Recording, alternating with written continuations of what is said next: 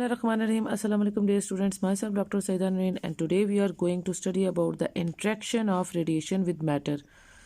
यानी रेडिएशंस जो हैं वो मैटर के साथ किस तरीके से इंटरेक्ट करती हैं और कौन कौन सी रेडिएशंस के बारे में आपने ऑलरेडी पढ़ा है कि जब न्यूक्लियर डिके होता है तो उसके नतीजे में अल्फ़ा बीटा और गैमा रेडिएशंस, अल्फ़ा डिके के नतीजे में अल्फ़ा रेडिएशन, बीटा डिके के नतीजे में बीटा रेडिएशंस और गैमा डिके के नतीजे में गैमा रेडिएशंस जो हैं वो इमिट होती हैं। वो जो न्यूक्लियर रेडिएशंस हैं वो किस तरह से मैटर के साथ इंटरेक्ट करती हैं और उसकी क्या करैक्टरिस्टिक्स और क्या प्रॉपर्टीज़ होती हैं वो आज हम स्टडी करेंगे। सबसे पहले an alpha particle travels as well defined distance in a medium before coming to rest. सबसे पहले ये अल्फा पार्टिकल की करैक्टरिस्टिक्स ये बता रहे हैं, तो यहाँ आप बेशक हेडिंग दे सकते हैं कि ये आपकी अल्फा पार्टिकल है, ठीक है। और ये सारी उन्होंने इंट्रैक्शन ऑफ अल्फा पार्टिकल पहले बताएंगे कि अल्फा पार्टिकल किस तरह से, फिर हम बीटा के बारे में स्टडी करेंगे, then we are going to study about the gamma radiations. So alpha particle उन्होंने कहा वेल डिफाइंड डिस्टेंस तक, यानी मखसूस अच्छे डिस्टेंस तक मीडियम में ट्रैवल कर सकती है before coming to rest, rest पे आने से पहले। So this distance is called the range of the particle, और इसको हम रेंज ऑफ द पार्टिकल जो है वो कहते हैं। As the particle passes through a solid, liquid और the gas, it loses energy due to the excitation and ionization of the atoms and molecules in the matter. जैसे particle जो है वो सॉलिड से, लिक्विड, मैटर तो किसी भी तरह का हो सकता है। आपको पता है मैटर की थ्री जो हैं वो तो कंफर्म्ड स्टेट हमारे पास है ना, सॉलिड, लिक्विड और फोर्थ स्टेट ऑफ मैटर भी होती है प्लाज्मा जिसको कहते हैं। लेकिन यहाँ पे हम थ्री स्टेट्स की बात करें, थ्री स्टेट्स ऑफ मैटर की बात कर रहे हैं, सॉलिड, लिक्विड और गैस की। आपका जो अल्फा पार्टिकल है वो सॉलिड, लिक्विड और गैस से जब पास करता है तो वो अपनी एनर्जी लॉस करता है एक्साइटेशन की वजह से और आयनाइजेशन के process of the atoms and molecules in the matter की वजह से। यानी जब वो एटम से जाकर स्ट्राइक करेगा तो एटम्स के बहुत सारे मॉलिक्यूल्स को जो है वो आयनाइज भी कर सकता है, उसमें आयनाइजेशन का प्रोसेस भी करा सकता है या एक्साइटेशन का प्रोसेस भी उसमें करा सकता है। आयनाइजेशन के नतीजे में आपको पता है इलेक्ट्रॉन जो है वो अपने एटम को छोड़ के बाहर चला जाएगा, और एक्साइटेशन के नतीजे में वो जो इलेक्ट्रॉन है वो लो एनर्जी स्टेट से हाई एनर्जी स्टेट में चला जाता है और उसको हम एक्साइटेशन कहते हैं। सो द आयनाइजेशन में be due to the direct elastic collision से भी हो सकती है कि वो आपकी जो रेडिएशन है वो जाके इलास्टिक कोलिजन करे मैटर के मॉलिक्यूल्स के साथ, और थ्रू द इलेक्ट्रोस्टैटिक अट्रैक्शन के जरिए से भी ये पॉसिबल है। दोनों तरीके से आयनाइजेशन का प्रोसेस उसमें हो सकता है। So ionization is the main interaction with matter to detect the particle और टू मेजर इट्स एनर्जी। अगर आप ये देखना चाहते हैं कि एक पार्टिकल की कितनी एनर्जी है और कितना उसकी जो एनर्जी रेंज को देखने के लिए और पार्टिकल को डिटेक्ट करने के लिए कि ये कौन सा पार्टिकल है, उसके लिए आयनाइजेशन एक मेन फीचर है जो हम देखेंगे। क्योंकि हम अल्फा, बीटा और गैमा रेडिएशंस में जो बेसिक डिफरेंस है वो उसकी आयनाइजेशन का डिफरेंस होता है कि आयनाइजेशन किसकी ज़्यादा है किसकी कम है, उसके लिहाज से हम उसकी जो एनर्जी है उसकी वैल्यू भी मेजर कर सकते हैं, और फिर हम पार्टिकल को भी डिटेक्ट कर सकते हैं कि वो जो रेडिएशन आके डिटेक्ट कर रही है वो कौन सी रेडिएशन है, अल्फा है, बीटा या gamma radiation. The range depends upon, range जो है वो किन फीचर्स पे डिपेंड करती है, charge, mass and energy of the particle के ऊपर, ठीक है। यानी चार्ज के ऊपर, मैस के ऊपर और एनर्जी ऑफ द पार्टिकल के ऊपर जो है वो रेंज डिपेंड करती है कि उसका चार्ज क्या है, जो भी रेडिएशन आ रही है उसका चार्ज क्या है, मैस क्या है, एनर्जी क्या है। And number 2, the density of the medium and the ionization potential of the atoms of the medium. ये रेंज इन दो चीज़ों पर डिपेंड करती है। रेंज का मतलब है कितनी दूर तक जाएगा, अल्फा है, बीटा या गैमा रेडिएशन है, वो कितनी दूर तक डिस्टेंस ट्रैवल कर सकती है उसके अंदर, उस मैटर के अंदर, वो उसके चार्ज पे, मैस पे और उसकी एनर्जी पे डिपेंड करता है। और साथ साथ वो डेंसिटी ऑफ द मीडियम, यानी आगे सॉलिड है, लिक्विड है, गैस है, जो भी मैटर आपने उसके आगे रखा है वो उसकी क्या डेंसिटी है और उसकी आयनाइजेशन पोटेंशियल्स क्या हैं, इन सब चीज़ों पे of the atoms of the medium, इन सब चीज़ों पे आपकी जो रेंज है कि वो कितना फासला तय करेगा उसके अंदर, उस मैटर के अंदर, वो उस पर डिपेंड करता है। सिंस अब ये अल्फा पार्टिकल की बेसिकली जो करैक्टरिस्टिक्स हैं वो ये बता रहे हैं यहाँ पे कि हम अल्फा पार्टिकल जो है वो तकरीबन 7000 टाइम्स मोर मैसिव है देन एन इलेक्ट्रॉन, एक इलेक्ट्रॉन के मुकाबले में या एक बीटा पार्टिकल के मुकाबले में आप कह सकते हैं। क्योंकि आपको हमने कहा था कि बीटा पार्टिकल जो है वो आपका इलेक्ट्रॉन है फ्रॉम द न्यूक्लियस, वो ऐसा इलेक्ट्रॉन है जो न्यूक्लियस से निकलता है, और उसके ऊपर आपने देखा था कि चार्ज तो -1 था लेकिन उसका कोई मैस नहीं था। तो तकरीबन 7000 टाइम्स मोर मैसिव है एक इलेक्ट्रॉन से या एक बीटा पार्टिकल से। So it does not suffer any appreciable deflection from its straight path provided it does not approach too closely to the nucleus of the atom. Thus, alpha particle continues producing intense ionization along its straight path till it loses all its energy and comes almost to the rest. ठीक है, यानी ionization की जो power है, ionization power जो alpha particle की है वो बहुत ज़्यादा है, क्योंकि वो 7 जितना ज़्यादा मैसिव पार्टिकल होगा। अब अल्फा पार्टिकल है क्या? Alpha particle is basically the what is alpha? Alpha particle is basically the helium nucleus 2He4। ठीक है, इसका 2 जो ये पॉजिटिव चार्ज पार्टिकल होता है और इसके ऊपर +2 जो है वो चार्ज है, इसका एटॉमिक नंबर है +2 is the charge on the alpha particle and जो मैस नंबर है इसका वो 4 है। ठीक है, सो चूंकि ये बहुत ज़्यादा मैसिव है और इसके कितना मैसिव है? 7000 टाइम्स मोर मैसिव है किसी भी इलेक्ट्रॉन से, इसलिए वो आपकी इंटेंस आयनाइजेशन, क्योंकि वो किसी भी चीज़ में अगर अंदर चला जाता है और कैप्चर हो जाता है किसी जगह पे, तो वो इलास्टिक क्लेयंस या इन इलास्टिक क्लेयंस उसके अंदर क्लेयंस करता रहता है। ठीक है ना, और वो जितनी दफ़ा कोलाइड करेगा किसी भी मैटर के अंदर जाके, सॉलिड लिक्विड या गैस में अगर वो चला जाएगा, तो फिर वो जितनी दफ़ा उसके अंदर स्ट्राइक करेगा तो वो स्ट्राइक करने के नतीजे में आयनाइजेशन उतनी ही इंटेंस आयनाइजेशन करता जाएगा और उस आयनाइजेशन के नतीजे में वो अपनी तमाम एनर्जी जो है वो लूज़ करके वो तकरीबन खुद रेस्ट पे आ जाएगा। सो जब तक वो रेस्ट पे नहीं आता तब तक वो अंदर कोलाइड करता रहेगा और कोलाइड करने के नतीजे में इंटेंस आयनाइजेशन जो है वो करेगा and after losing all it's energy फिर वो रेस्ट पे आ जाएगा आयनाइजेशन के बाद। सो ये बहुत ज़्यादा आयनाइजेशन करेगा क्योंकि ये बहुत ज़्यादा मैसिव, जितना मैसिव पार्टिकल होता है उतनी ही ज़्यादा आयनाइजेशन करता है। So it then captures 2 electrons from the medium and becomes a neutral helium atom. फिर उसके चूँकि उसका एटॉमिक नंबर जो है वो 2 है, तो वो 2 इलेक्ट्रॉन्स को कैप्चर करके न्यूट्रल हीलियम एटम बन जाएगा। ठीक है, तो इस तरह से ये अल्फा पार्टिकल की आयनाइजेशन है जो कि बहुत ज़्यादा है क्योंकि ये बहुत मैसिव पार्टिकल है। अब आ जाए बीटा पार्टिकल की। ये अब बीटा पार्टिकल्स की यहाँ से स्टार्ट हो रही है। सो बीटा पार्टिकल्स क्या हैं? Beta particles also lose energy by producing the ionization. ये भी आयनाइजेशन करते हैं लेकिन उतनी आयनाइजेशन नहीं कर सकते जितनी कि अल्फा पार्टिकल करता था, क्योंकि बीटा पार्टिकल आपके क्या है? Beta particle are the those electrons which are emitting from the nucleus. ठीक है, जिनका एटॉमिक नंबर जो है वो -1 E है, यानी -1 उसका चार्ज है और जो उसका मैस नंबर है वो 0 है। तो ये बिल्कुल लाइट पार्टिकल्स हैं। ये भी आयनाइजेशन करेंगे। However its ionizing ability is about 100 times less होगी as compare to the alpha particle. तो अल्फा पार्टिकल के मुकाबले में इसकी जो आयनाइजेशन है वो तकरीबन 100 गुना कम होगी। ठीक है, so as a result its range is about 100 times more. और याद रखें जिसकी आयनाइजेशन कम है, तो अगर इसकी आयनाइजेशन कम है तो ये ज़्यादा फासला उसके अंदर तय कर लेगी। ठीक है, अल्फा पार्टिकल के मुकाबले में अगर अल्फा पार्टिकल जो है, क्योंकि अल्फा पार्टिकल की आयनाइजेशन एबिलिटी जो है, आयनाइजिंग एबिलिटी ज़्यादा है, तो वो आयनाइजेशन करता रहेगा, उसके अंदर कोलाइड करता रहेगा, लेकिन आगे रेंज कवर नहीं करेगा, फासला तय नहीं करेगा। उसके मुकाबले में जो बीटा पार्टिकल है, चूंकि उसकी आयनाइजिंग एबिलिटी 100 टाइम्स कम है अल्फा पार्टिकल से, तो वो आगे का जो फासला है, जो लीनियर डिस्टेंस है, वो रेंज है, वो ज़्यादा कवर कर सकता है। सो 100 टाइम्स अगर उसकी आयनाइजिंग एबिलिटी अल्फा से कम है तो 100 टाइम्स ही उसकी रेंज ज़्यादा होगी as compare to the alpha particles. ठीक है, तो जितनी कम आयनाइजिंग एबिलिटी उतनी ज़्यादा रेंज, ये बात है। ठीक है, और अल्फा पार्टिकल जिसकी आयनाइजिंग एबिलिटी बहुत ज़्यादा थी क्योंकि वो 7000 टाइम्स मोर मैसिव था इलेक्ट्रॉन से, तो फिर उसकी जो रेंज है वो भी बहुत कम है। ठीक है, तो बीटा पार्टिकल की 100 टाइम्स लेस आयनाइजिंग एबिलिटी है, तो 100 टाइम्स मोर रेंज जो है वो प्रोड्यूस करेगा as compare to the alpha particles.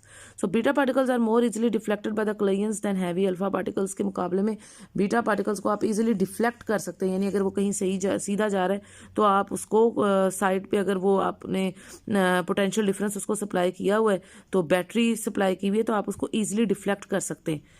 और उसके अलावा आप क्लेयंस के ज़रिए से भी आप उसको डिफ्लेक्ट कर सकते हैं as compare to then heavy alpha particles को आप इधर उधर डिफ्लेक्ट नहीं करा सकते, मोड़ नहीं सकते। क्लेयंस के जरिए से। बीटा पार्टिकल्स चूंकि लाइटर पार्टिकल्स हैं तो आप इनको इजीली रिफ्लेक्ट करा सकते हैं। Thus the path of beta particles in matter is not straight but shows much struggling और स्कैटरिंग, यानी वो स्ट्रेट पाथ नहीं होंगे। आपको अल्फा के जो पाथ आपको नजर आएंगे ज़्यादातर वो इस तरह से स्ट्रेट पाथ नजर आएंगे, क्योंकि अल्फा पार्टिकल किसी से भी डिफ्लेक्ट नहीं होता, तो वो जहाँ जाएगा वो सीधा जाएगा। जबकि बीटा के ट्रैक्स जब आपको नजर आते हैं तो बीटा के ट्रैक्स जो हैं वो स्ट्रैगलिंग और स्कैटरिंग और इस तरह से नजर आएंगे आपको, ठीक है, डिफ्लेक्ट होते हुए। तो ये वो आपको बता रहे हैं। The range of the beta particles is measured by the effective depth of the penetration into the medium, not by the length of the electric path, यानी आप उसकी रेंज को मेजर कर सकते हैं उसकी इफेक्टिव डेप्थ के जरिए से। और पेनिट्रेशन पावर इसकी बहुत ज़्यादा होती है। आयनाइजेशन एबिलिटी तो इसकी, आयनाइजिंग एबिलिटी तो इसकी कम होती है, लेकिन इसकी पेनिट्रेशन, क्योंकि ये पेनिट्रेट कर जाते हैं।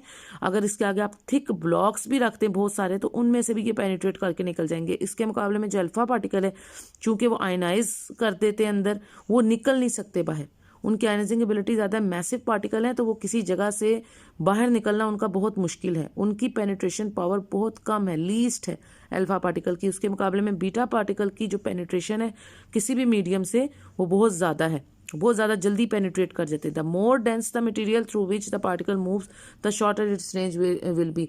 लेकिन अगर आप उसके आगे जितना ज़्यादा, अगर आपने उसकी रेंज कम करानी किसी भी रेडिएशन की, तो आप उसके अंदर उसके आगे जितना डेंस मटेरियल, जितना मैटर जो उसके आगे आप रख रहे हैं वो जितना ज़्यादा डेंस होगा तो उसकी रेंज उतनी ही कम होती जाएगी, ठीक है ना। जितना ज़्यादा आगे आप उसके ऐसी चीज़ें रखते जाएंगे कि जिससे वो पेनिट्रेट ना कर सके, तो जब वो पेनिट्रेट नहीं कर सकेगा तो उसकी रेंज भी कम होती जाएगी। सो ये जो तीन चीज़ें हैं इनको आपने आपस में रिलेट करना है। तो वो तीन चीज़ें कौन सी है? एक तो आयनाइजिंग एबिलिटी, ठीक है, आयनाइजेशन, और आयनाइजेशन का ताल्लुक उसकी रेंज से है, और पेनिट्रेशन, तीन चीज़ें। अब ये देखें, जिसकी हम कह रहे हैं आयनाइजेशन, पहले अल्फा से बात करते हैं। आयनाइजेशन एबिलिटी या आयनाइजिंग एबिलिटी जो अल्फा की है वो सब, आयनाइजेशन सबसे ज़्यादा है अल्फा की, वो आयनाइज करता है। अल्फा चूंकि ज़्यादा आयनाइज करता है तो उसकी पेनिट्रेशन बहुत कम होगी, वो पेनिट्रेट नहीं कर सकता, किसी चीज़ से बाहर नहीं निकल सकता क्योंकि वो मैसिव पार्टिकल है। अब आयनाइजेशन इसकी ज़्यादा है, पेनिट्रेशन अल्फा की कम है, तो उसकी रेंज भी कम होगी, वो ज़्यादा लीनियर फासला तय नहीं कर सकता, ठीक है। जबकि बीटा पार्टिकल्स जो हैं उसमें हमने कहा कि आयनाइजिंग एबिलिटी जो है वो उसकी 100 टाइम्स लेस है अल्फा से, चूंकि उसकी आयनाइजेशन कम करता है। ये आयनाइजेशन कम इसलिए करता है क्योंकि ये बगैर कोलाइड के फौरन किसी चीज़ से बाहर निकल जाता है। तो जब ये आयनाइजेशन कम करता है तो इसकी पेनिट्रेशन ज़्यादा, ये इजीली पेनिट्रेट कर जाता है चीज़ों से आगे। पेनिट्रेट करने का मतलब है जैसे अगर आपने इसके आगे थिक ब्लॉक ऑफ लेड भी रख दी, ये उससे भी निकल के आगे चला जाएगा, पेनिट्रेट कर जाएगा, ठीक है। और जब वो पेनिट्रेट ज़्यादा करेगा तो रेंज भी ज़्यादा होगी। तो जिसकी आयनाइजेशन ज़्यादा है उसकी पेनिट्रेशन भी कम है, रेंज भी कम है, और जिसकी आयनाइजेशन कम है उसकी पेनिट्रेशन भी ज़्यादा है और उसकी रेंज भी ज़्यादा है, ठीक है। और रेंज को कम करने के लिए हमने कहा कि आप जितना ज़्यादा डेंस मटेरियल उसके आगे रखेंगे तो फिर आस्ता आस्ता उसकी रेंज आप कम करा सकते हैं बीटा पार्टिकल्स की, और किसी भी पार्टिकल्स की, किसी भी अल्फा बीटा गैमा की। जितना ज़्यादा आप उस, ये जनरली बात करें ना, मोर डेंस मटेरियल जब आप आगे रखेंगे तो रेंज जो है वो आप शॉर्ट करा सकते हैं। उसके बाद alpha and beta particles both radiate energy as X ray photons when they are slowed by the electric field of the charge particles in a solid material. Alpha और बीटा की आप कंबाइंड बात करें यहाँ पे कि अल्फा और बीटा पार्टिकल्स दोनों एनर्जी उतनी रेडिएट करते हैं जैसे कोई एक्सरे फोटॉन्स जो हैं वो एनर्जी रेडिएट करते हैं। When they are slowed by the electric field of the charge particles in a solid material, जब उनको आप किसी भी सॉलिड मटेरियल की इलेक्ट्रिक फील्ड में स्लो डाउन कराते हैं तो वो उतनी ही एनर्जी रेडिएट करेंगे जैसे एक्सरे फोटॉन्स अपनी एनर्जी रेडिएट करते हैं, ठीक है। तो ये उनकी जनरल बात की, दोनों की जनरल करैक्टरिस्टिक्स हैं अल्फा और बीटा की, कि दोनों की उतनी एनर्जी रेडिएट होगी जितनी एक्सरे फोटॉन्स की होती है, ठीक है, जब एक्सरे फोटॉन को स्लो डाउन कराया जाता है electric field of the charge particles in solid material से। उसके बाद गैमा की बात आ जाती है। लास्ट हमारी जो मेन रेडिएशन है वो है gamma radiation. Photons of gamma radiations being uncharged, gamma क्या होते हैं? अनचार्ज्ड हैं। अनचार्ज्ड का मतलब है 0 0 0 0, ना कोई चार्ज ना कोई मैस, ठीक है, यानी एटॉमिक नंबर भी 0 और मैस नंबर जो है वो भी 0। तो ये अनचार्ज पार्टिकल काज वेरी लिटिल आयनाइजेशन। अब ये चूंकि इनका कोई मैस ही नहीं है तो ये बहुत ही कम लीस्ट आयनाइजेशन करेंगे एंड हाईएस्ट पेनिट्रेशन करेंगे, क्योंकि हमने पढ़ा कि जितनी कम आयनाइजेशन होगी उतनी ज़्यादा पेनिट्रेशन होगी। तो आयनाइजेशन इनकी लीस्ट है और पेनिट्रेट आप इसके आगे जो मर्जी रख दें, थिक ब्लॉक्स रख दें, ये सबसे पेनिट्रेट करके जो है ये आगे की तरफ चला जाएगा। So photons are removed from a beam by either scattering और अब्जॉर्प्शन इन द मीडियम, और इन फोटॉन्स को आप रिमूव करा सकते हैं एक बीम से, आप इनको रिमूव कर सकते हैं, स्कैटरिंग के ज़रिए से भी इजीली आप इनको स्कैटर भी करा सकते हैं और अब्जॉर्प्शन भी करा सकते हैं इनकी मीडियम में। They interact with matter in 3 distinct ways, 3 मखसूस तरीक़ों से ये मैटर के साथ इंटरेक्ट करता है, depending mainly on their energy, अपनी एनर्जी पर डिपेंड करता है। इनकी एनर्जी आपको पता है एक्सरे फोटोन से भी ज़्यादा, क्योंकि ये हाईएस्ट ज़्यादा एनर्जी होती है, हाईएस्ट जो फ्रीक्वेंसी और हाईएस्ट एनर्जी जो है इलेक्ट्रोमैग्नेटिक स्पेक्ट्रम है वो गैमा रेडिएशंस की है, एक्सरे के भी आगे। सो नंबर 1 ये 3 मुख्तलिफ तरीके क्या हैं जिनसे ये इंटरेक्ट करता है। नंबर 1 एट लो एनर्जीज, अगर लो एनर्जीज की बात करें less than 0.5 mega electron volt, 0.5 mega electron volt जो है वो rest mass energy of an electron होती है, ठीक है। एक इलेक्ट्रॉन की जो रेस्ट मैस एनर्जी है वो 0.5 मेगा इलेक्ट्रॉन वोल्ट होती है। तो लो एनर्जीज के ऊपर यानी less than 0.5 mega electron volt, the dominant process that removes photons from a beam is the photo electric effect. तो अगर आपकी लो एनर्जीज के ऊपर यानी 0.5 मेगा इलेक्ट्रॉन वोल्ट से अगर कम एनर्जी है, तो जो मेन काम होगा डोमिनेंट यानी एक उस वक्त जो मेन प्रोसेस होगा that removes photons from a beam, तो उस बीम से जो फोटोन को रिमूव करा सकता है वो आपका फोटो इलेक्ट्रिक इफेक्ट होगा, ठीक है। यानी उस वक्त जो प्रोसेस होगा वो फोटो इलेक्ट्रिक इफेक्ट का प्रोसेस होगा लो एनर्जीज के ऊपर। एट इंटरमीडिएट एनर्जीज, यानी अगर एनर्जीज जो है वो इंटरमीडिएट हो, बहुत ज़्यादा लेस ना हो, यानी less than 0.5 mega electron volt ना हो, इंटरमीडिएट एनर्जीज पे the dominant process is Compton effect, यानी कॉम्पटन स्कैटरिंग का प्रोसेस या कॉम्पटन इफेक्ट का प्रोसेस उस वक्त होगा। और नंबर 3 एट हाई एनर्जीज, अगर आपकी एनर्जीज बहुत ज़्यादा हैं, more than 1.02 mega electron volt है, आपको पता है पेयर प्रोडक्शन में होती है ये एनर्जीज, क्योंकि 2 चीज़ें पार्टिकल और एंटी पार्टिकल जब उसमें साथ निकलता है तो उस वक्त दोनों की एनर्जीज को जब आप ऐड करते हैं तो वो 0.5 प्लस 0.5 जब आप mega electron volt energy add करते हैं 0.51 होती है, उसको जब आप दोनों को ऐड 2 दफ़ा 0.51 मेगा इलेक्ट्रॉन वोल्ट एनर्जी को ऐड करते हैं तो आपके पास 1.02 मेगा इलेक्ट्रॉन वोल्ट एनर्जी आ जाती है। जब आपके पास एनर्जीज इस 1.02 मेगा इलेक्ट्रॉन वोल्ट से ज़्यादा हो जाती हैं, उस वक्त जो डोमिनेंट प्रोसेस है वो पेयर प्रोडक्शन का होगा। तो बेसिकली ज़्यादातर जो है गैमा रेडिएशंस हैं वो पेयर प्रोडक्शन के लिए ही यूज़ की जाती हैं। आपने देखा था कि फोटो इलेक्ट्रिक इफेक्ट में जो हम विजिबल फोटोन भी इस्तेमाल कर सकते हैं और अल्ट्रा वायलेट फोटोन इस्तेमाल करते हैं, क्योंकि वो लो एनर्जीज उसके लिए रिक्वायर्ड होती हैं। तो वो विजिबल फोटोन की या आप अल्ट्रा वायलेट फोटोन की फोटोन को यूज़ कर सकते हैं उस प्रोसेस के लिए, फोटो इलेक्ट्रिक इफेक्ट के प्रोसेस के लिए, क्योंकि वो लो एनर्जीज पे होता है। उसके बाद कॉम्पटन इफेक्ट जो है वो हाई एनर्जीज पे चूँकि होना है, इससे ज़्यादा हाई एनर्जी पे होता है फोटो इलेक्ट्रिक इफेक्ट से, तो फिर उसके लिए आप एक्सरे फोटोन इस्तेमाल करते थे। और पेयर प्रोडक्शन जो है वो सबसे ज़्यादा हाई एनर्जी पे होता है, इसके लिए आप गैमा रे फोटोन इस्तेमाल करते हैं, ठीक है। तो ये 3 डिस्टिंक्ट फीचर्स उन्होंने बताए हैं कि लो एनर्जी पे क्या होगा, इंटरमीडिएट एनर्जीज पे क्या होता है, हाई एनर्जीज पे कौन सा प्रोसेस होता है। So in air gamma rays intensity falls off as the inverse square of the distance from the source, inverse square law को obey करता है, ठीक है। हवा के अंदर जो इसकी इंटेंसिटी है वो इंटेंसिटी का वैसे भी इनवर्स स्क्वायर लॉ जो है आपने देखा है कि इनवर्स स्क्वायर लॉ कहता है कि इंटेंसिटी जो है वो इनवर्सली प्रोपोर्शन होती है स्क्वायर ऑफ द डिस्टेंस के। ये इनवर्स स्क्वायर लॉ होता है कि किसी भी रेडिएशन की जो इंटेंसिटी होती है वो इनवर्सली प्रोपोर्शनल होगी square of the distance.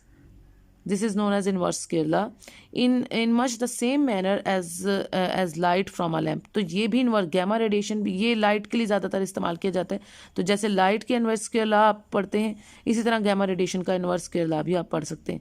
So in solids the intensity air में, यानी एयर क्या है, गैस है, ठीक है, ये हम गैस के अंदर इसकी बात करें। In solids, the intensity decreases exponentially with increasing depth of the penetration into the material. जब हम solids की बात करते हैं, यानी अगर आपका मैटर एक solid है तो फिर उसके अंदर इंटेंसिटी जो है एक्सपोनेंशियली डिक्रीज करती है, यानी एक्सपोनेंट फैक्टर आता है with increasing the depth of the penetration into the material. तो वहाँ पे एक्सपोनेंशियल उसका जो है वो डिके होता है। वो जो एक्सपोनेंशियल डिके है वो किसके इक्वल होता है, वो ये है I is equal to I not e raised power minus mu x, where ये जो ई आपको नज़र आ रहा है ना, ये एक्सपोनेंशियल फैक्टर को शो करता है। This is not the charge, this is exponent. आपने मैथ में ये पढ़ा होगा, एक्सपोनेंट की टर्म होती है। और इसकी पावर में माइन जो ऊपर होता है वो आप इसे ऐसे करके ब्रैकेट में भी लिख सकते हैं, माइनस म्यू इंटू एक्स। ठीक है, where mu is the coefficient है, लीनियर ऑब्जॉर्प्शन कॉफिशेंट कहते हैं म्यू को। ये जो म्यू का फैक्टर, ये म्यू जो है वो ग्रीक लेटर है ना, इसको आप लीनियर ऑब्जॉर्प्शन कॉफिशेंट भी कहते हैं। और उसके बाद ऑफ द मीडियम, और एक्स जो है वो उसकी आगे रेंज को शो कर रहा है, डिस्टेंस जो वो कवर कर रहा है ना इन द मीडियम। ठीक है, तो उन्होंने कहा कि अगर आप सॉलिड रखेंगे उसके सामने, तो सॉलिड के अंदर वैसे हवा के अंदर या गैस के अंदर जो है वो इंटेंसिटी इन्वर्सली प्रोपोर्शनल होगी, यानी inverse square to the distance, यानी इन्वर्स स्क्वायर लॉ को ओबे करेगी। सॉलिड्स के अंदर जो है वो इंटेंसिटी डिक्रीज करती है एक्सपोनेंशियल फैक्टर से, इस तरह से I is equal to I not e raise power minus mu x, यानी exponential factor of minus mu x. ठीक है, this coefficient depends on the, ये जो कोफिशिएंट है कोफिशिएंट ऑफ ऑब्जॉर्प्शन, हम लीनियर कोफिशिएंट ऑफ ऑब्जॉर्प्शन ले रहे हैं म्यू, ये कोफिशिएंट जो है डिपेंड करता है एनर्जी ऑफ द फोटोन के ऊपर as well as on the properties of the medium. ये ना सिर्फ एनर्जी ऑफ द फोटोन, यानी आप कौन सा फोटोन कंसीडर कर रहे हैं उसकी एनर्जी पे डिपेंड करता है, और प्रॉपर्टीज ऑफ द मीडियम के ऊपर भी डिपेंड करता है कि उसके सामने मीडियम कौन सा ले रहे हैं आप, सॉलिड है, लिक्विड है, गैस है, कैसा मीडियम है। और अगर सॉलिड है तो सॉलिड में किस तरह का सॉलिड है। ठीक है, थिक सॉलिड है, थिन सॉलिड है, तो वो प्रॉपर्टीज ऑफ द मीडियम के ऊपर भी डिपेंड करता है। सो चार्ज पार्टिकल्स अल्फा और beta and gamma, charge particles जो हैं या वो अल्फा होते हैं या बीटा होते हैं, और उसके अलावा जो चार्जलेस पार्टिकल्स हैं गैमा रेडिएशन प्रोड्यूस फ्लोरोसेंस। ठीक है, चाहे वो चार्ज पार्टिकल्स हैं अल्फा बीटा, या फिर जिस पे कोई चार्ज नहीं है गैमा रेडिएशन है, दोनों तरह की रेडिएशन, चार्ज और अनचार्ज पार्टिकल दोनों फ्लोरोसेंस प्रोड्यूस करते हैं। फ्लोरोसेंस का मतलब है चमक प्रोड्यूस करते हैं ऑन और अ ग्लो, जिसको हम कहते हैं चमक को, on striking some substance like zinc sulphide या सोडियम आयोडाइड या बेरियम प्लेटिनोसाइनाइड। ये तीन तरह के ऐसे मटेरियल होते हैं, जिंक सल्फाइड का, सोडियम आयोडाइड का या बेरियम प्लेटिनोसाइनाइड का।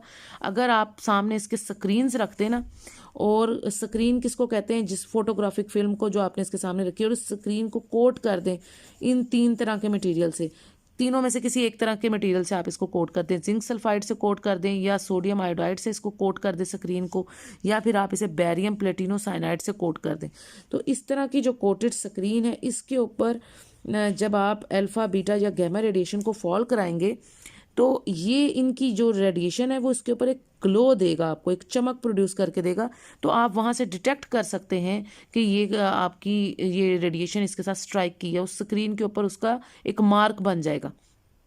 ठीक है, तो वो ग्लो प्रोड्यूस करेगा या फ्लोरोसेंस प्रोड्यूस करेगा on the screen. So the fluorescence is the property of absorbing the radiant energy of high frequency and re emitting energy of the low frequency in the visible region of the electromagnetic spectrum. Fluorescence क्यों produce होता है, क्योंकि जब आप उसको electron को excite करते हैं, जब ये जाके मैटर के साथ स्ट्राइक करती है अल्फा बीटा और गैमा रेडिएशन, तो स्ट्राइक करने के नतीजे में वो अपनी एनर्जी ट्रांसफर करती है उस मैटर के साथ, अब मैटर को अपनी एनर्जी दे देती है। उस मैटर के अंदर जो एटम्स हैं वो एक्साइट हो जाते हैं, उसके इलेक्ट्रॉन्स हाई एनर्जी स्टेट में चले जाते हैं एक्साइटेड एटम के, और जब इलेक्ट्रॉन्स हाई एनर्जी स्टेट में जाके वापस आते हैं, क्योंकि ऑब्जॉर्ब करके हाई एनर्जी स्टेट में जाते हैं ना, bye absorbing the radiation energy जो है रेडिएशन की, वो ऑब्जॉर्ब करके हाई एनर्जी स्टेट में चले जाते हैं। फिर जब वो डी एक्साइट होते हैं, क्योंकि उन्होंने डी एक्साइट तो होना ही है, तो डी एक्साइट होने के नतीजे में क्या करते हैं, वो एनर्जी इमिट करते हैं लो फ्रीक्वेंसी की इन the visible reason. Visible region में वो लो एनर्जी की और लो फ्रीक्वेंसी और लो एनर्जी की radiation in the visible reason electromagnetic radiation spectrum के अंदर वो इमिट करते हैं, तभी तो वो आपको नजर आता है। क्योंकि जो चीज़ विजिबल रीजन में होगी वही आपको नजर आएगी ना, वो जो ग्लो वो प्रोड्यूस करते हैं वो विजिबल रीजन में प्रोड्यूस करते हैं। ठीक है, visible region of the electromagnetic spectrum में प्रोड्यूस करते हैं, इसलिए वो ग्लो आपको नजर आ रहा होता है। ठीक है, तो वो फ्लोरेसेंस ये प्रॉपर्टी है कि हाई फ्रीक्वेंसी हाई एनर्जी की रेडिएशन, चाहे वो अल्फा की है चाहे वो बीटा है, whether it is alpha whether it is beta और वेदर इट इज़ गैमा, वो हाई एनर्जी रेडिएशंस जब जाके इस मैटर के साथ स्ट्राइक करेंगी, तो मैटर के स्ट्राइक करने के साथ उसके एटम्स को एक्साइट करा देंगी, और आफ्टर वो एक्साइट होता है by absorbing the radiation energy, और आफ्टर डी एक्साइटेशन के प्रोसेस के बाद आपको फ्लोरेसेंस नजर आएगी डी एक्साइटेशन के नतीजे में, क्योंकि वो एटम्स ने एक्साइटेड तो नहीं ना रहना, वापस भी आना है अपनी लो एनर्जी स्टेट में, ग्राउंड स्टेट में। तो फिर वो visible spectrum, visible region of the electromagnetic spectrum में जो है वो आपको ग्लो रेडिएशन इमिट करेगा, जिसकी वजह से वो ग्लो आपको नजर आएगा। ठीक है, तो ये जो है वो फ्लोरेसेंस की बात है। उसके बाद neutrons being neutron particles are extremely penetrating particles. Neutrons की वो यहाँ पे बात करें क्योंकि न्यूट्रॉन्स के बारे में भी आपने बहुत पढ़ना है आगे, जब हमने फिजन का प्रोसेस पढ़ना है तो उसमें हम देखेंगे न्यूट्रॉन्स का बड़ा अहम रोल होता है। तो न्यूट्रॉन्स चूंकि न्यूट्रल पार्टिकल्स हैं, न्यूट्रॉन्स बेसिकली क्या होते हैं, न्यूट्रॉन्स होते हैं 0n1। 0n1 का मतलब है कि इनका जो एटॉमिक नंबर है वो 0, यानी कोई चार्ज नहीं होता, न्यूट्रल है, और मैस नंबर लेकिन इनका 1 होता है। तो ये न्यूट्रॉन्स होते हैं। तो न्यूट्रॉन्स जो हैं चूंकि वो न्यूट्रल पार्टिकल्स होते हैं, वो एक्सट्रीमली पेनिट्रेटिंग होते हैं, बहुत ज़्यादा पेनिट्रेटिंग पार्टिकल्स हैं। और यहाँ पे वो न्यूट्रॉन्स किनको कह रहे हैं, गैमा पार्टिकल्स को खैर कह रहे हैं। हालांकि हमने पढ़ा है कि गैमा पार्टिकल्स वो हैं, जैसे उन्होंने रिजेंबल किया ना आपके बीटा पार्टिकल्स को इलेक्ट्रॉन के साथ, इसी तरह उन्होंने यहाँ पे रिजेंबल कर लिया है आपके गैमा पार्टिकल्स को न्यूट्रॉन्स के साथ। हालांकि न्यूट्रॉन्स में और इन गैमा पार्टिकल्स में फ़र्क है। वो फ़र्क ये है कि चार्ज तो बेशक दोनों का, वो किस तरह रिजेंबल किया कि दोनों का चार्ज 0 होता है, लेकिन फिर भी न्यूट्रॉन्स थोड़े से मैसिव होते हैं as compare to the gamma, क्योंकि गैमा के ऊपर कोई मैस नहीं होता, उसका मैस नंबर भी 0 होता है। तो ये just as a resemblance use कर रहे हैं यहाँ पे न्यूट्रॉन्स को कहना, मतलब न्यूट्रॉन से मुराद यहाँ पे उनकी गैमा पार्टिकल्स ही है। ठीक है। सो न्यूट्रॉन्स बीइंग न्यूट्रल पार्टिकल्स, यानी वो जो गैमा पार्टिकल्स हैं आपके बेसिकली वो न्यूट्रल पार्टिकल्स हैं, लेकिन वो एक्सट्रीमली पेनिट्रेटिंग है और वो बहुत ज़्यादा पेनिट्रेटिंग। यहाँ मैं आपको बता रही हूँ, वैसे जो ओरिजिनल न्यूट्रॉन्स हैं वो तो ये होते हैं, लेकिन यहाँ पे न्यूट्रॉन से मुराद उनकी क्या है, गैमा पार्टिकल्स। ठीक है। वो जस्ट एज ए रिजेंबलेंस ले रहे हैं, जैसे बीटा पार्टिकल्स को इलेक्ट्रॉन्स कह रहे हैं, इसी तरह वो गैमा पार्टिकल्स को यहाँ पे न्यूट्रॉन्स भी कह रहे हैं, उनके चार्ज की वजह से, क्योंकि दोनों का चार्ज 0 होता है ना, न्यूट्रल होते हैं दोनों, इस वजह से। सो गैमा पार्टिकल्स वैसे न्यूट्रल पार्टिकल्स हैं, वो एक्सट्रीमली पेनिट्रेटिंग पार्टिकल्स होते हैं, और यानी उनकी पेनिट्रेशन सबसे ज़्यादा है, बीटा से भी ज़्यादा। अभी हमने अल्फा और बीटा का कंपैरिजन किया था और हमने देखा था कि जिसकी पेनिट्रेशन, क्योंकि इसके आगे आप अगर बहुत सारे ब्लॉक्स भी रख देंगे, तो वो लेड के ब्लॉक्स रख देंगे तो वो सबसे पेनिट्रेट करके आगे चला जाएगा और उसकी रेंज फिर बहुत ज़्यादा होगी। ठीक है। जिसकी पेनिट्रेशन ज़्यादा होती है उसकी रेंज बहुत ज़्यादा होती है और उनको रोकना मुश्किल हो जाता है। ठीक है। और उनकी आयनाइजेशन लीस्ट होगी, क्योंकि जिसकी पेनिट्रेशन ज़्यादा होती है, जिसकी रेंज बहुत ज़्यादा होती है, उसकी आयनाइजेशन सबसे कम होती है। सो इनको टू बी स्टॉप्ड और slowed a neutron must undergo a direct collision with a nucleus और some other particle that has a mass comparable to that of the neutron. फिर इनको रोकने के लिए आपको कोई डायरेक्ट कोलिजन करानी पड़ती है किसी न्यूक्लियस के साथ या किसी और पार्टिकल के साथ जो जिसका मैस इसके कंपेरेबल हो मैस ऑफ द न्यूट्रॉन के साथ। So material such as the water और plastic which contain more low mass nuclei per unit volume are use to stop the neutrons. ज़्यादातर वो मटीरियल इस्तेमाल किए जाते हैं, जैसे आप वाटर कह लें, यानी और या फिर प्लास्टिक्स कह लें, वो यूज़ किए जाते हैं जिनमें जिसके पास लो मैस न्यूक्लियाई होते हैं, more low mass nuclei per unit volume होते हैं, वो यूज़ किए जाते हैं टू स्टॉप द न्यूट्रॉन्स, ताकि कम लो मैस न्यूक्लियाई जिसमें पाए जाते हैं, क्योंकि इसका मैस बहुत कम होता है ना गैमा पार्टिकल्स का, तो फिर उसके लिए वैसा ही मटेरियल आगे रखा जाता है जिनके पास लो मैस न्यूक्लियाई हो पर यूनिट वॉल्यूम, इनको रोकने के लिए। So neutrons produce a little indirect ionization, बहुत कम लीस्ट आयनाइजेशन ये प्रोड्यूस करते हैं। पेनिट्रेशन और रेंज बहुत ज़्यादा है, आयनाइजेशन सबसे कम है। When they interact with the materials containing hydrogen atoms and knockout protons, और जब ये जो है वो लिटिल जो है हमने कहा आयनाइजेशन करते हैं, जब ये इंटरेक्ट करते हैं मटेरियल्स के साथ, यानी जिस ऐसे मटेरियल्स जिनके साथ हाइड्रोजन एटम्स होते हैं और उनमें से प्रोटॉन्स को ये नॉकआउट करा देते हैं। ठीक है। तो ये आप न्यूट्रॉन्स का आपने ये रिएक्शन भी पढ़ा हुआ है कि अगर आपने 0n1, ये न्यूट्रॉन आपका पार्टिकल है, ओरिजिनल न्यूट्रॉन पार्टिकल, इसको आपने देखा था कि 1h1 प्लस -1e0, ये तो बीटा डिके में आपने देखा था ना। तो ये न्यूट्रॉन जो ओरिजिनल न्यूट्रॉन है उसका तो ये रिएक्शन होता है ना कि वो प्रोटॉन्स और प्लस बीटा पार्टिकल निकालता है, लेकिन यहाँ हम आपके ओरिजिनल न्यूट्रॉन की बात नहीं कर रहे, यहाँ हम बात कर रहे हैं गैमा पार्टिकल्स की। तो वो लिटिल जो है वो उन्होंने कहा है कि इनडायरेक्ट आयनाइजेशन करेगा और when they interact with material, और उसमें हाइड्रोजन एटम्स के साथ जब ये स्ट्राइक करेगा और उसमें से प्रोटॉन्स को बाहर निकाल देगा। ठीक है। तो ये यानी ये जो आपके गैमा पार्टिकल्स हैं, जब ये हाइड्रोजन के साथ स्ट्राइक करेंगे तो उसमें से प्रोटॉन को बाहर निकाल देंगे, यानी gamma when react with the zero gamma 00 when react with the hydrogen 1H1,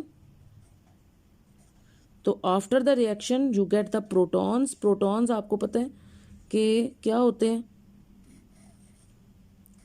1 यही होते हैं प्रोटॉन्स जो हैं वो बेसिकली आपके हाइड्रोजन को ही कहते हैं। यानी हाइड्रोजन पहले एक्साइट होगा फिर डीएक्साइट होगा। तो जब ये जो कहने का उनका मकसद है कि जब वो उनमें से प्रोटॉन्स बाहर निकाल देंगे ना, तो प्रोटॉन क्या है 1, प्रोटॉन का एटॉमिक नंबर भी 1 होता है और मास नंबर भी 1 होता है लाइक हाइड्रोजन। तो प्रोटॉन बेसिकली हाइड्रोजन ही को कहते हैं, हाइड्रोजन का जो पहला आइसोटोप है प्रोटियम, ठीक है। सो इसका एटॉमिक नंबर भी 1 और मास, इसी तरह से इक्वेशन भी बैलेंस होती है। तो उन्होंने कहा कि ये जो गैमा पार्टिकल्स जब इस हाइड्रोजन एटम के साथ रिएक्ट करते हैं तो उसके साथ उसमें से प्रोटॉन्स को बाहर निकाल देते हैं। यानी जो first isotope of the hydrogen है, प्रोटियम भी जिसको कहते हैं, उसको वो बाहर निकालते हैं। तो ये वो रिएक्शन है जो ओरिजिनल न्यूट्रॉन करता है, जिसके नतीजे में बीटा पार्टिकल, जब आपने बीटा डिके पढ़ा था, ये वो था जो रीजनल न्यूट्रॉन। ये हम बात करें जहाँ पे न्यूट्रॉन्स किसको वो कह रहे हैं, गैमा पार्टिकल्स को। तो गैमा पार्टिकल जो है जब वो रिएक्ट करते हैं किसी भी हाइड्रोजन एटम के साथ, तो उसके अंदर से प्रोटॉन को बाहर निकाल देते हैं, ठीक है। ये इसका रिएक्शन है। इसकी जो अब मेन कैरेक्टरिस्टिक्स है ये इस ब्लॉक में लिखी हुई हैं, आप इनको देख सकते हैं। समरी है पूरी नेचर ऑफ अल्फा बीटा और गैमा रेडिएशन की। ये समरी में आप इसकी कैरेक्टरिस्टिक्स स्टडी कर सकते हैं। ये इन्होंने 7 कैरेक्टरिस्टिक्स लिखी हुई हैं। उसकी नेचर क्या है, टिपिकल सोर्सेज क्या है, आयनाइजेशन क्या है, रेंज इन द एयर क्या है, अब्जॉर्ब्ड बाय किस किस से ऑब्जॉर्ब्ड होते हैं, एनर्जी स्पेक्ट्रम और स्पीड। ये देखें अल्फा पार्टिकल्स उनकी नेचर है ये हीलियम न्यूक्लियाई होते हैं जिसका चार्ज 2 ही है। बीटा पार्टिकल्स की नेचर है कि वो इलेक्ट्रॉन्स और पॉजिट्रॉन्स होते हैं और from the nucleus of the charge या +C भी हो सकते हैं, -C भी हो सकते हैं, लेकिन ज़्यादातर हम बीटा पार्टिकल्स को नेगेटिव चार्ज पार्टिकल्स कंसीडर करते हैं, -C। इसी तरह गैमा रेडिएशंस क्या है, ये इलेक्ट्रोमैग्नेटिक वेव्स हैं from the excited nuclei with no charge. इसका ना कोई चार्ज होता है ना कोई मास होता है। उसके बाद टिपिकल सोर्सेज अल्फा पार्टिकल कहाँ से निकलते हैं, रेडॉन 222 से ज़्यादातर। टिपिकल सोर्सेज का मतलब है ज़्यादातर कहाँ से निकलते हैं, रेडॉन 222 से अल्फा पार्टिकल की डिके होती है। यानी अल्फा डिके जो है वो रेडॉन 222 से होती है। बीटा डिके जो है वो स्ट्रोंशियम 94 से होती है ज़्यादातर, यानी स्ट्रोंशियम 94 से बीटा पार्टिकल निकलते हैं। और गैमा डिके जो है वो ज़्यादातर कोबाल्ट 60 से होती है। ये इनके टिपिकल सोर्सेज हैं। थर्ड जो है वो आयनाइजेशन के ion pairs millimetre inverse in the air. Ionization क्या है, अल्फा पार्टिकल की बहुत ज़्यादा आयनाइजेशन होती है, हमने जैसे कि पढ़ा अबाउट 10⁻⁴। बीटा पार्टिकल्स की आयनाइजेशन अल्फा के मुकाबले में कम होती है, वो तकरीबन 10⁻²। जबकि गैमा रेस की जो आयनाइजेशन है वो बहुत ही कम, लीस्ट आयनाइजेशन करते हैं अबाउट 1, क्योंकि ये कोलाइड बहुत कम करते हैं ना, कोलाइड नहीं करते, गुजर जाते हैं। सो ये इनकी आयनाइजेशन जो है वो अबाउट 1 है। इसी तरह से range in the air, alpha particle जो है वो सेवरल सेंटीमीटर्स तक चल सकते हैं, ज़्यादा दूर नहीं जा सकते क्योंकि मैसिव पार्टिकल हैं और आयनाइजेशन बहुत ज़्यादा करते हैं, इसलिए उनकी रेंज कम है, लीस्ट रेंज है बल्कि। तो सेवरल सेंटीमीटर्स तक जाते हैं। बीटा पार्टिकल सेवरल मीटर्स तक, उनकी रेंज आप देख रहे हैं कि अल्फा पार्टिकल से काफ़ी ज़्यादा है, सेवरल मीटर्स तक ट्रैवल कर सकते हैं। जबकि गैमा पार्टिकल्स जो हैं वो ओबेज इन्वर्स के अल्लाह, वो लामहदूद इन्वर्स के अल्लाह तक जा सकते हैं, यानी उनकी रेंज बताना पॉसिबल नहीं है। वो इन्वर्स के अल्लाह को ओबे करते हैं, काफ़ी दूर तक वो ट्रैवल कर सकते हैं, उनकी रेंज बहुत ज़्यादा होती है, मैक्सिमम रेंज। उसके बाद अब्जॉर्ब्ड बाय अल्फा पार्टिकल्स जो है वो एक पेपर से भी ऑब्जॉर्ब हो सकता है। मैसिव पार्टिकल है तो आप उसको एक पेपर से भी ऑब्जॉर्ब करा सकते हैं, उसके सामने एक पेपर रखें तो वो आगे नहीं जा सकता। जबकि बीटा पार्टिकल जो है 1 to 5 millimetre of aluminium sheet, यानी अगर आप इसके सामने 1 से लेके 5 मिलीमीटर तक की कोई एल्युमिनियम की शीट रख दें तो उसके आगे बीटा पार्टिकल नहीं जा सकता, उसमें ऑब्जॉर्ब हो जाएगा। उसके बाद गैमा रेज जो है वो 1 से लेके 10 सेंटीमीटर ऑफ लेड शीट, यानी अगर आप 1 से 10 सेंटीमीटर चौड़ी लेड की एक शीट रखते हैं गैमा रेज को, तब आप उसको रोक सकते हैं। तब कैसे रोक सकते हैं, उसको ऑब्जॉर्ब करा लेंगे उस शीट के अंदर, अदरवाइज वो आगे ट्रेवल कर जाएगा, ठीक है। तो इसकी ये देखें कितनी ज़्यादा इसके लिए ज़रूरत है अब्जॉर्प्शन कराने के लिए, क्योंकि ये अब आसानी से अब्जॉर्ब नहीं होती गैमा, ये आगे से आगे ट्रैवल कर जाती है, पेनिट्रेट कर जाती है, ठीक है। उसके बाद एनर्जी स्पेक्ट्रम आप देखें, emitted with the same energy, यानी ये जो अल्फा पार्टिकल्स हैं ये सेम एनर्जी के साथ इमिट होते हैं। बीटा पार्टिकल्स जब भी इमिट होते हैं तो वेरिएबल एनर्जी के साथ इमिट होते हैं, और गैमा पार्टिकल्स भी वेरिएबल एनर्जी के साथ, इनकी एनर्जी चेंज होती रहती है बीटा और गैमा की, जबकि अल्फा पार्टिकल्स एक ही जैसी एनर्जी के साथ इमिट होते हैं। स्पीड जो है अल्फा पार्टिकल्स की वो तकरीबन 10⁻⁷ मीटर पर सेकंड है, which is less than speed of light. Speed of light की वैल्यू आपको पता है ना, 3 × 10⁸ मीटर पर सेकंड होती है, तो ये इसकी स्पीड ऑफ लाइट से कम है, जबकि बीटा पार्टिकल्स की स्पीड ऑफ लाइट के ऑलमोस्ट इक्वल है 1 × 10⁸ मीटर पर सेकेंड, और गैमा पार्टिकल्स की स्पीड बिल्कुल एग्जैक्टली इक्वल है स्पीड ऑफ लाइट सी के, क्योंकि आपको पता है किसी भी चीज़ की स्पीड ऑफ लाइट से ज़्यादा तो नहीं हो सकती, तो गैमा पार्टिकल्स की स्पीड ऑफ लाइट के बराबर है।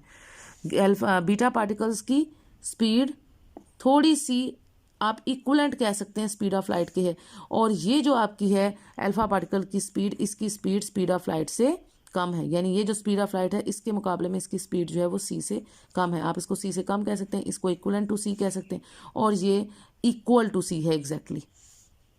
ठीक है, तो ये जो है ये सारी बातें आपने इसमें देखी। ये आपके पास आप इसको देख सकते हैं कि ये स्पीड ऑफ लाइट की वैल्यू मैंने आपको बता दी है, तो ये जो इसकी वैल्यू है 10⁻⁷ मीटर पर सेकेंड वो इस वैल्यू से कम है ना, 3 × 10⁸, तो ये ऑलमोस्ट इक्वल है और ये एग्जैक्टली इक्वल है गैमा रेडिएशंस की जो स्पीड है वो स्पीड ऑफ लाइट की।